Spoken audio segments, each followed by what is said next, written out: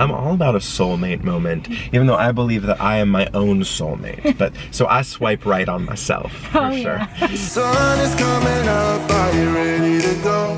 We can take a ride, we can take it slow, yo.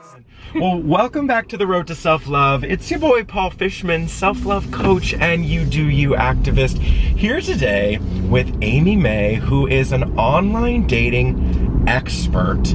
And I am so excited that you are here on the road with us today, because so many people in my community struggle with online dating. Self-love is all about just loving yourself. I'd love for you to introduce yourself. Like, how do you want the people to know you? Hi, I'm Amy Mae, and I'm an online dating expert. And I struggled with online dating for 7-8 years until I just decided to let go and have fun with it.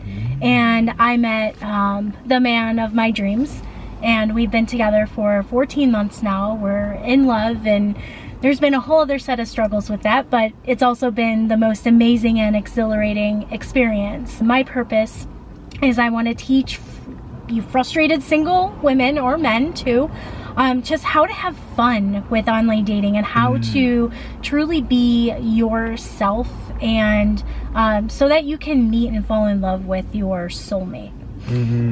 So tell me, like, you were online dating for 7 years before you, oh wow, so you must have been through a lot. When was that moment where you're just like, wow, I wish that I had someone to show me the ropes, and I'm gonna be that person? I actually had somebody, like not an expert, show me or get me out of my own head. I had a friend, a coworker actually, I was working at Starbucks at the time, just say, Amy, I'm taking your online dating site and we're just gonna have fun. We're gonna flirt and talk to men, and we're gonna find you a good guy. And so just letting go and like having fun and having someone to show you and like help you get out of your own head allowed me to find my person.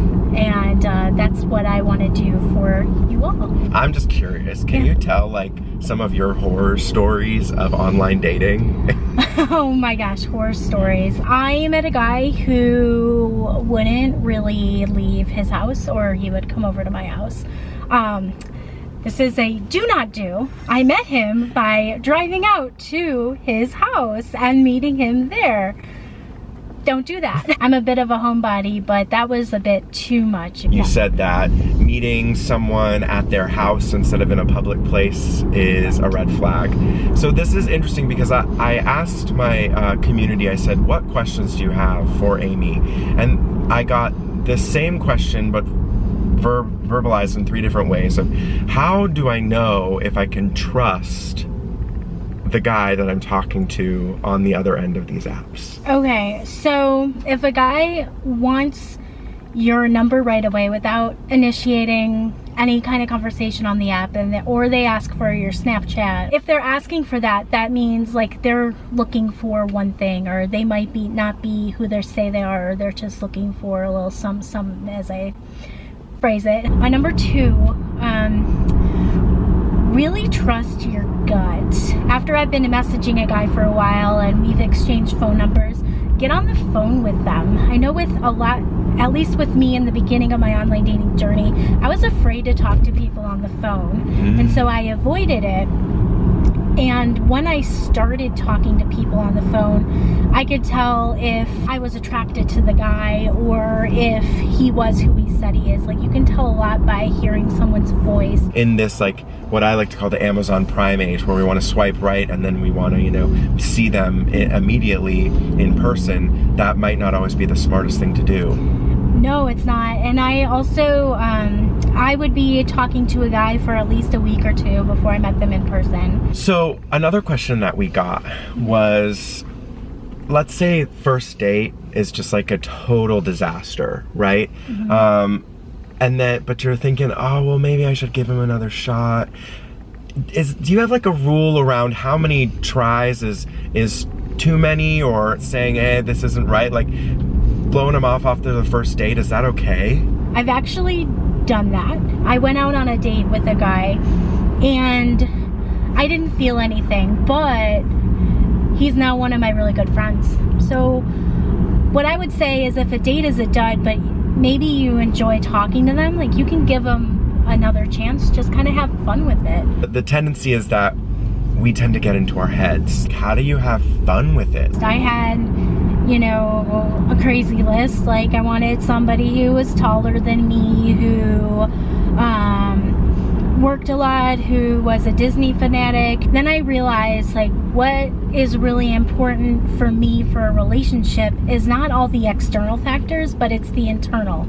I want somebody who I can feel connected with. When I let go of the external list and just went with what my gut and my heart was telling me, it allowed me to be open to meeting like so many different types of people, and to learn how to foster connection with almost anybody. One of the things I do, I had a list of questions, like, I think I'm gonna change some of them, but like, I would ask people, what's the craziest thing you've ever done? And I since learned that most guys take that in a sexual way.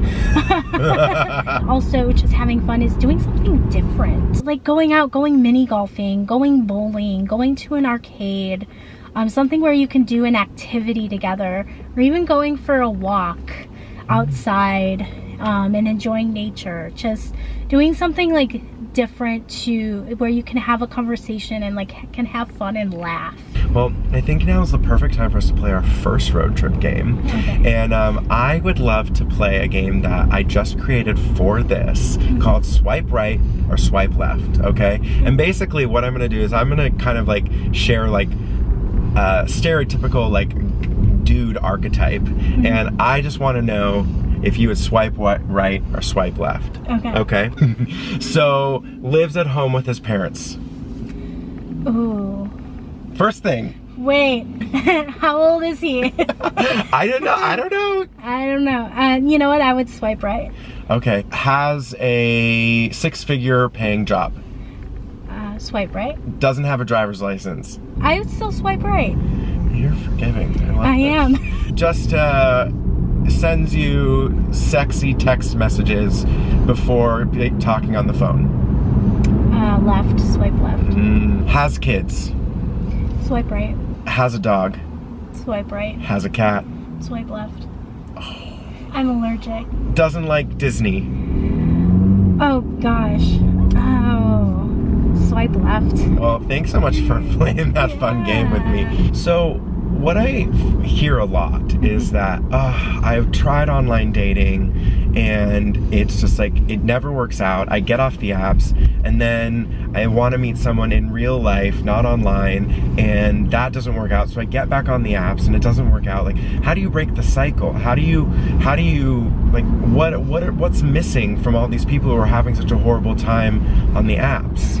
I think what's missing is how you're presenting yourself online, and it depends on what problems you're having with online dating. I was hearing from my audience, they're frustrated because they're having these same conversations over and over again. They're having trouble finding men who aren't looking for just sex.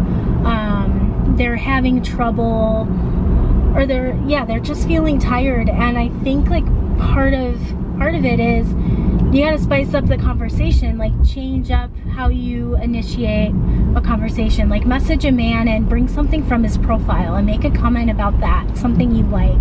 So, it's time for our next road trip game. We are going to play the classic game, Fuck, Marry, Kill. Online dating, meeting in person, or being set up by a friend. I would fuck online dating. Okay. I would like marry meeting in person and kill being set up. Oh, okay. You don't trust your friends, huh? So I just have a couple more questions for you. Yep. So I'm curious, what does self-love mean to you? For me, it's putting yourself first. And it's not just about like loving the way you look, or like, it's about taking care of every part of you, because self-love is like you care about and take care of yourself no matter what. Like no matter what circumstances you're in. It's like the unconditional love part of it. I love that so much. And if people are like, oh my gosh, Amy, I need you to help me. I need you to, you know, teach me your ways. Like, where can people find you? How can they get in touch with you? The best way would be on my Instagram, which is the Amy Mae. Mae is spelled M-A-E. I have a link to my website. I've got a link to, I have a Facebook group where you can just vent about all your online dating and share all your fun horror stories. I do a free coaching Friday every Friday where you can ask me anything and I go live and answer. That's all in the Facebook group, and it's linked on my Instagram. That's great. Do you have any like final words for the people? Just know that you are not alone. Like if you're frustrated with the online dating space, or you feel like it's never gonna happen, it's never gonna happen.